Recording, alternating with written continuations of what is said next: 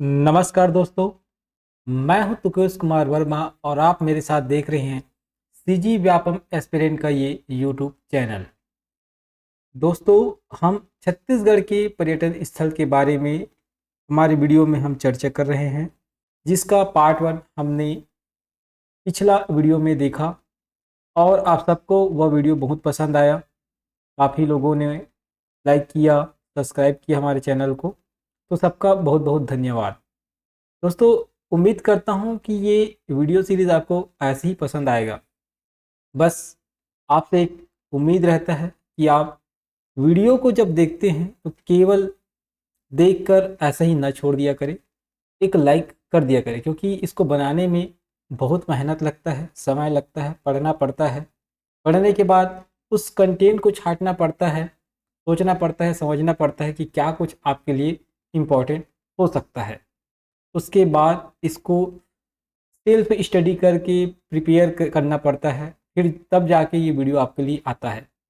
तो आप वीडियो को जब देखते हैं तो उसको एक लाइक करना है और साथ ही एक कमेंट करना है और अपने दोस्तों तक शेयर करना है, क्योंकि हम इनिशियल स्टेज पर हैं।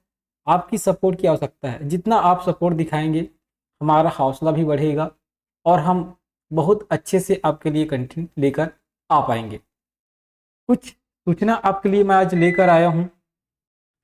उस सूचना को अपन देखते हैं कि हमारे चैनल पर जितने भी तथ्य आपके लिए प्रस्तुत किए जा रहे हैं, ये सभी जो है प्रमाणित पुस्तकों से ही लिया गया है। हम किसी लोकल राइटर का जो कंटेंट है उसको कॉपी पेस्ट नहीं करते कभी भी, है ना। तो हमारे पास जो भी तथ्य लिए गए हैं सबका एक प्रमाणित पुस्तक है। अगर आप उस पुस्तक से या हमारे जब वीडियो से कोई प्रश्न फंसता है और उसका आप दावा आपत्ति करते हैं व्यापम या पीएससी में, तो हम प्रमाणित पुस्तक का सोर्स आपको उपलब्ध करा सकते हैं, ठीक है। और जिन्होंने हमारे चैनल को लाइक किया है, सब्सक्राइब किया है, उनको मैं हमेशा से धन्यवाद देता हूं।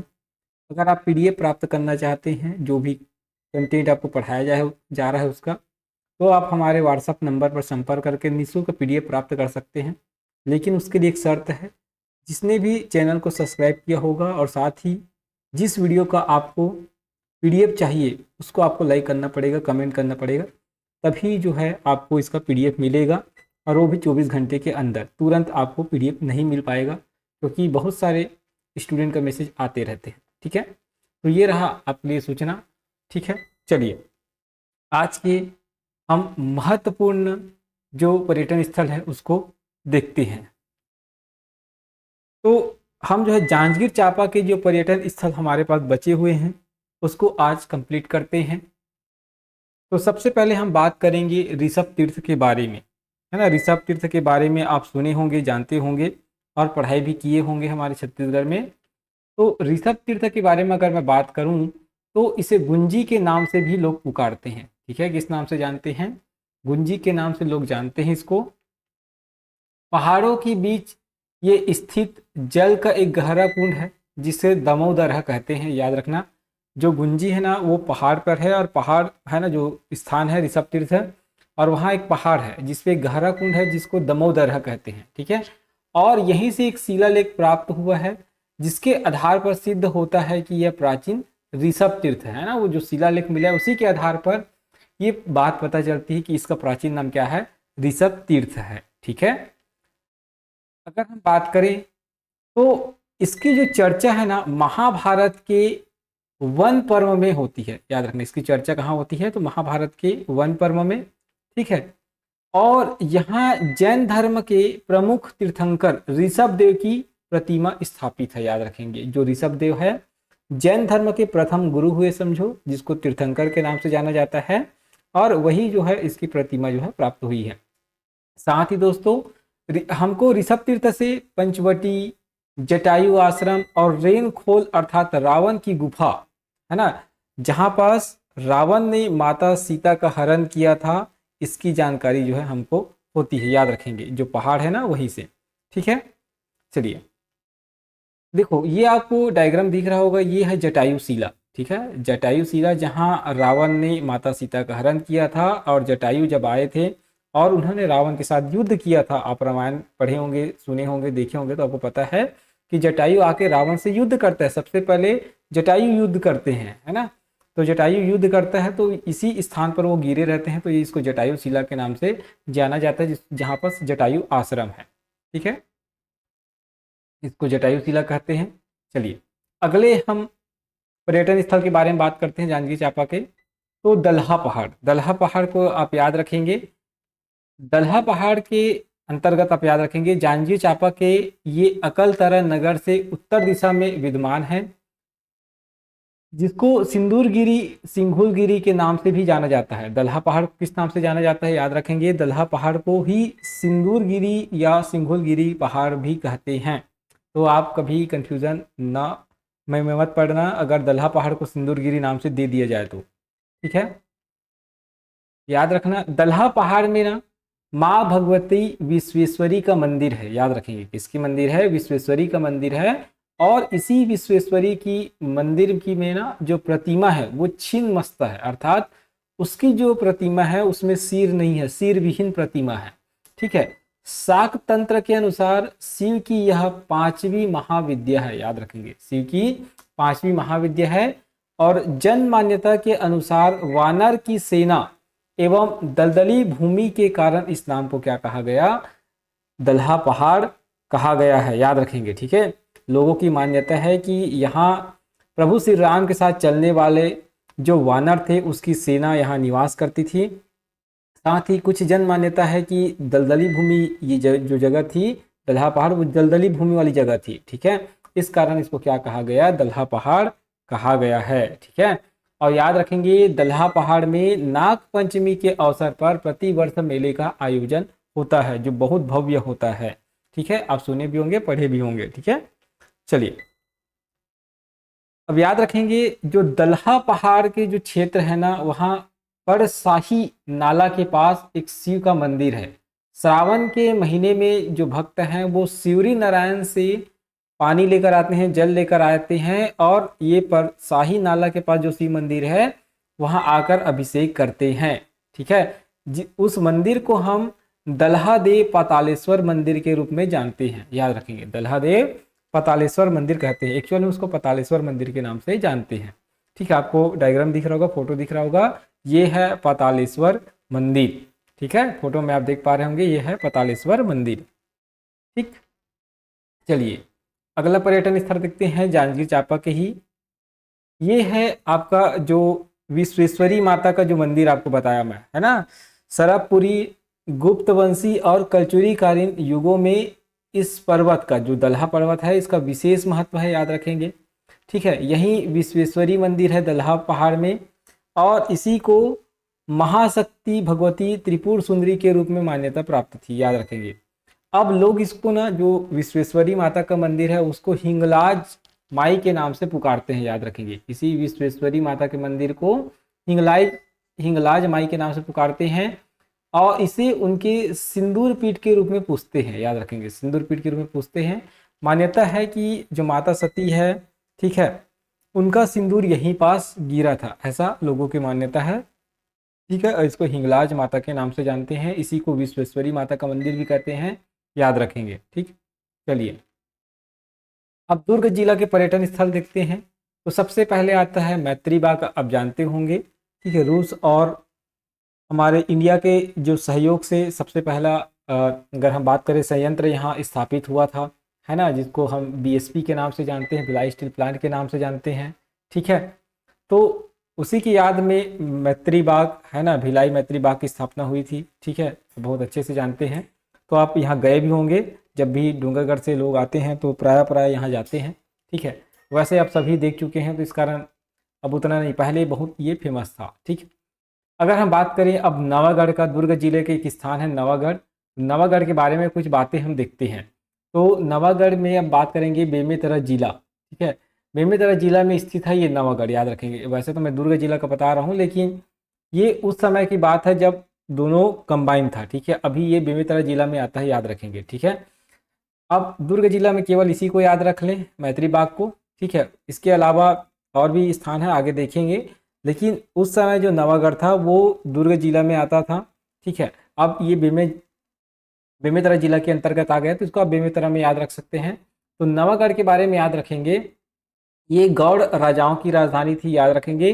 704 विक्रम के पूर्व यहाँ एक प्राचीन मंदिर है जिसको खिड़पति मंदिर के नाम से पुकारा जाता है, याद रखेंगे। नवागढ़ में क्या है? खिड़पति मंदिर, याद रखेंगे, कभी एग्जाम में पूछा जाए खिड़पति मंदिर कहाँ है तो आपको याद होना चाहिए। उसके बाद हम बात करते हैं देव बलौदा के बारे में, ठीक है। तो देव बलौदा का जो मंदिर है वो 11वीं शताब्दी में निर्मित किया गया था, याद रखेंगे, ठीक है। जो देव बलौदा का मंदिर है 11वीं शताब्दी में निर्मित किया गया था, और इस मंदिर के निर्माण के समय हमारे छत्तीसगढ़ में कलचुरियों का शासन था। ये बात बहुत अच्छे से जानते हैं आप। 1000 से लेके, है ना, 1741 ईस्वी के आसपास आप जाते हैं, कलचुरियों का शासन रहा हमारे छत्तीसगढ़ में, ठीक है। कलचुरियों का शासन था जब इस मंदिर का निर्माण हुआ। इस मंदिर के पास एक कुंड है और जिसमें एक सुरंग है जो सीधे आरंग के भांडल देव मंदिर तक पहुंचती है, ठीक है। अब आपकी इस देव बलौदा जो मंदिर है उसके बारे में कहानी मैं बताता हूँ। इसका फोटो पहले आपको दिखा देता हूँ, ठीक है। ये आपको दिख रहा होगा देव बलौदा का मंदिर, ठीक है। और इस देव बलौदा के मंदिर में ये आपको कुंड दिख रहा होगा। ऐसा कहा जाता है कि इस कुंड में ना एक सुरंग है, और यही जो सुरंग है ना सीधा आरंग निकलता है देव बलौदा से, ठीक है। अब निकलता है कि नहीं निकलता इस बात का तो अभी प्रमाण नहीं है, लेकिन उस समय लोगों की मान्यता था, ऐसा कहा जाता है, और भांडल देव का मंदिर का निर्माण हुआ है, ठीक। अब इसके पीछे कहानी क्या है? इसके पीछे कहानी ये है कि यहाँ एक शिल्पकार रहता था, ठीक है। और वो शिल्पकार रोज अपने काम में व्यस्त रहता था, और वो जब काम में व्यस्त रहता था तो काम वाम करने के बाद वो जो है इसी कुंड में स्नान करता था। अब एक दिन वो स्नान कर रहा था, और जब स्नान कर रहा था तो निर्वस्त्र होकर वो स्नान कर रहा था, जिसको उसकी बहन ने देख लिया, है ना। उसकी बहन ने जब देखा तो वो शर्मा गए, उसको शर्म आई और वो चली गई। और जो शिल्पकार है वो इसी में डूब गया कुंड में, और डूबने के बाद सीधा निकला वो आरंग, ठीक है। और आरंग में निकलने के बाद वहीं उसने भांडल देव मंदिर का निर्माण किया, ऐसा जन मान्यता है। ऐसा जिस पुस्तक से मैं पढ़ा हूँ, डॉक्टर गणेश खरे जी की पुस्तक से, उसमें ये बात लिखी हुई है, ठीक है। तो आप याद रखेंगे। तो ये कुंड डायरेक्ट कहाँ निकलता है? कुंड से एक सुरंग निकलता है, और सुरंग कहाँ निकलता है? डायरेक्ट याद रखेंगे, आरंग के भांडल देव मंदिर के पास, ठीक। इस कुंड में आज भी ना एक मूर्ति दिखाई पड़ती है, याद रखेंगे, ठीक है। जब कुंड जो एकदम साफ जब दिखता है, अभी तो ग्रीन ग्रीन दिख रहा है, जब कुंड एकदम साफ दिखता है तो आज भी एक जड़वत मूर्ति यहाँ दिखाई देती है, याद रखेंगे, ठीक है। ये है देव बलौदा मंदिर एवं कुंड।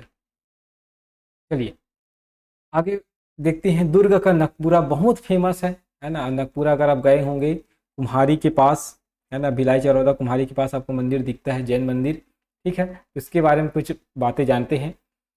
तो नकपुरा में जैन धर्म का पार्श्व तीर्थ स्थान है। पार्श्वनाथ भगवान को आप याद रखेंगे, जैन धर्म के तीर्थंकर हुए, ठीक है। और इसी नकपुरा को ना पारस नगर के नाम से भी जानते हैं, ठीक है। यहाँ पार्श्वनाथ की प्रतिमा विशेष आकर्षण का केंद्र है, याद रखेंगे। ये जो मंदिर है विशेषकर पार्श्वनाथ भगवान की मंदिर है, याद रखेंगे। आप मुझे कमेंट करके बताएंगे कि पार्श्वनाथ भगवान जैन धर्म के कौन से क्रम के तीर्थंकर थे, ठीक है। और प्रथम तीर्थंकर कौन है और अंतिम तीर्थंकर कौन है, इतना आप कमेंट करेंगे। तो याद रखेंगे, पार्श्वनाथ की प्रतिमा विशेष आकर्षण का केंद्र है। इसे उगना ग्राम से लाकर स्थापित किया गया था, याद रखेंगे। जो पार्श्वनाथ की प्रतिमा है ना, इसको उगना ग्राम से लाकर स्थापित किया गया था, ये बात महत्वपूर्ण है, ठीक है।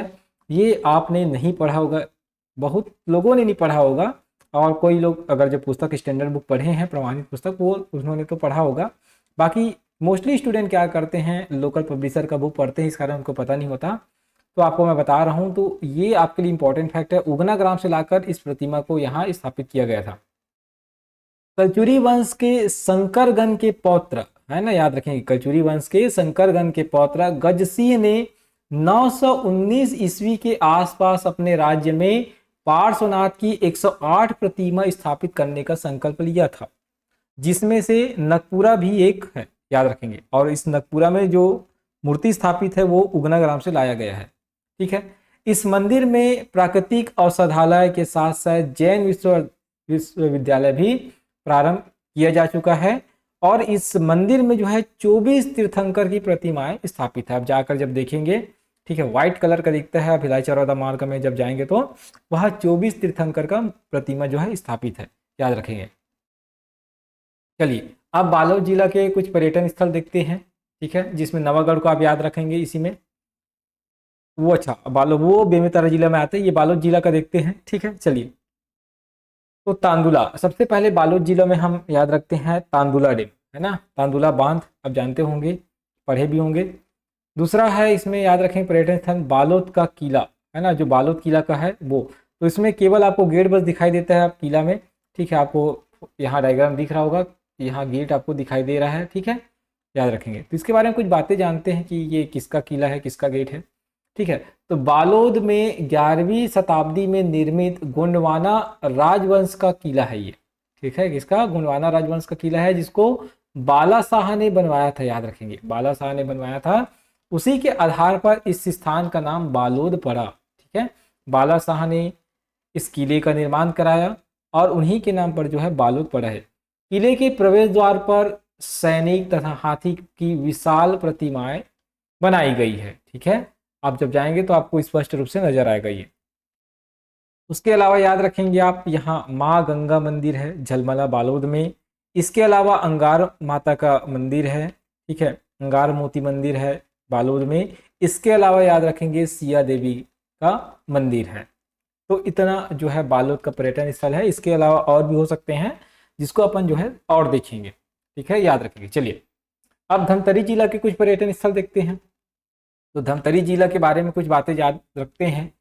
धमतरी जिला आरंभ में गोड़ राजा ध्रुव की राजधानी था, याद रखें, ध्रुव की राजधानी था, ठीक। और यहाँ धमतरी में अगर बात करें तो गंगरेल बांध है, आप जानते हैं, ठीक है, जहाँ से सिंचाई परियोजना चलता है, महानदी के ऊपर ये बांध बनाया गया है, ठीक है। ये है गंगरेल बांध धमतरी। इसके अलावा याद रखेंगे धमतरी में है सीता नदी अभ्यारण्य, ठीक है, सीता नदी अभ्यारण्य है, आप जानते हैं। आप इसको ऐसा याद रख सकते हैं, सिद्ध करके याद रख सकते हैं, सी से सिद्ध करके, ठीक है, सीता नदी धमतरी सिद्ध करके ऐसे याद रख सकते हैं। ये अभ्यारण्य है धमतरी जिला में, ठीक। कुछ बातें हम इस अभ्यारण्य के बारे में जानते हैं। इसका निर्माण जो है 1974 में हुआ था, ठीक, और इसका जो क्षेत्रफल है 553.36 वर्ग किलोमीटर है, याद रखेंगे। ये प्राचीन अभ्यारण्य है, सीता नदी जो अभ्यारण्य है ये प्राचीन अभ्यारण्य है, याद रखेंगे, सबसे पहला अभ्यारण्य, ठीक। चलिए कुछ और पर्यटन स्थल देखते हैं। तो यहाँ याद रखेंगे धमतरी जिला में ही है आपका कर्णेश्वर शिव मंदिर, है ना, सिहावा, याद रखेंगे, कर्णेश्वर शिव मंदिर सिहावा धमतरी में है। कर्णेश्वर मंदिर में भगवान शिव की प्रतिमा प्रतिष्ठित है या स्थापित है, आप जानते हैं। प्राचीन काल में शैव उपासना का प्रमुख केंद्र था ये कर्णेश्वर शिव मंदिर या सिहावा। सिहावा जो है शैव उपासना का प्रमुख केंद्र था। यहाँ प्राप्त शिलालेख के अनुसार यहाँ सोमवंशी राजाओं का प्रभुत्व था, याद रखेंगे, किसका प्रभुत्व था, सिहावा में सोमवंशी राजाओं का। उसके बाद याद रखेंगे श्रृंगी ऋषि आश्रम सिहावा। सिहावा पर्वत में श्रृंगी ऋषि का आश्रम है, उन्हीं के जल कुंड से महानदी का उद्गम होता है। महर्षि श्रृंगी का एक प्रिय शिष्य जिसका नाम महानंदा थी, और उसी महानंदा के नाम पर जो महानदी है उसका नाम पड़ा है। श्रृंगी ऋषि की चर्चा आपको वाल्मीकि रामायण में देखने को मिलते हैं, जिसमें राजा दशरथ ने अपने पुत्र प्राप्ति के लिए इनसे यज्ञ करवाया था, जिसको पुत्रेष्टि यज्ञ कहते हैं, है ना। और इनका विवाह, जो श्रृंगी ऋषि का विवाह जो है राजा दशरथ की बेटी के ही साथ हुआ था, याद रखेंगे। तो अगर आप बोल सकते हैं कि श्रृंगी ऋषि जो है भगवान राम के जीजा जी थे, ठीक है, ये वाल्मीकि रामायण में आपको देखने को मिलता है, ठीक। चलिए आगे हम बढ़ते हैं। चलिए ये रहा दोस्तों आज का पर्यटन स्थल। मैं थोड़ा ही पर्यटन स्थल लेकर आ पाया हूँ आज, ऐसा इसलिए क्योंकि अभी थोड़ा सा तबीयत मेरा ठीक नहीं है और थोड़ा सा बोलने में भी मेरे को परेशानी, इसलिए बहुत स्लो आपसे बात करके पढ़ा रहा हूँ मैं, ठीक है। वीडियो को स्पीड में आप देख सकते हैं। वीडियो कैसा लगा आप ज़रूर बताइएगा, लाइक करिएगा, कमेंट करिएगा और इसको सब्सक्राइब करिएगा। धन्यवाद।